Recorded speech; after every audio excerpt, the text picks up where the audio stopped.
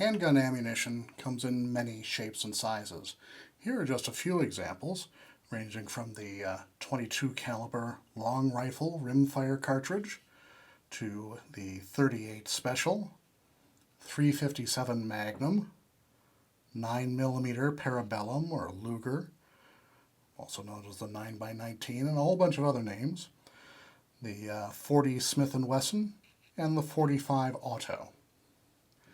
Now, modern handgun cartridges break down into two broad types. All modern cartridges are metallic cartridges. As you can see, there is a metallic shell that holds the components of the ammunition together.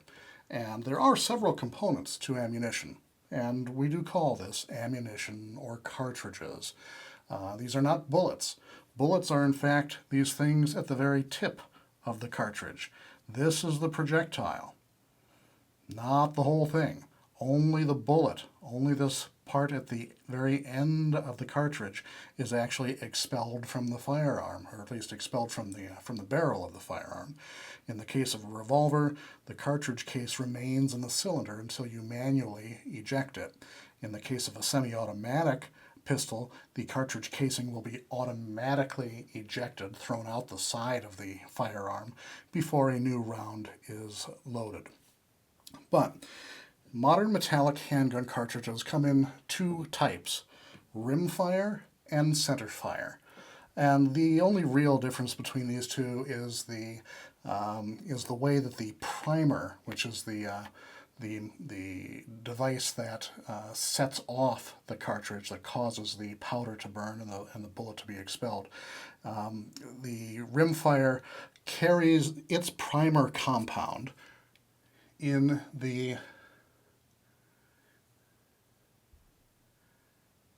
around the rim of its base.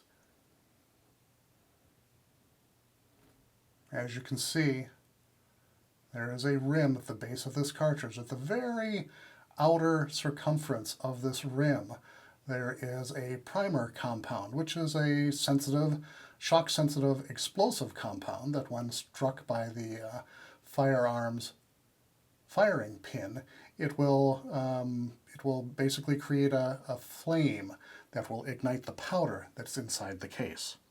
In the case of a centerfire cartridge, like this 45 Auto, you can see the primer right in the center of the cartridge, therefore the name centerfire. It's that little round object right in the center. It's actually sort of a cup-like device that holds the priming compound, and again, when struck by the firing pin of the firearm, the primer compound will burst into flame, and that flame will ignite the smokeless powder inside the cartridge. This cartridge is filled with smokeless powder, not gunpowder, such as we might have had years ago. Nowadays, smokeless powder formulations are used. But that powder will ignite. It will burn very, very fast and very, very hot and give off a large volume of hot expanding gases. And those hot expanding gases are what's going to cause a very high level of pressure inside the cartridge itself, on the order of tens of thousands of pounds per square inch. And that pressure will force the bullet out of the cartridge into the barrel of the firearm, and it will be forced out of the barrel at high speed, depending on the ammunition and the caliber of the firearm, anywhere from many hundreds of feet per second to thousands of feet per second.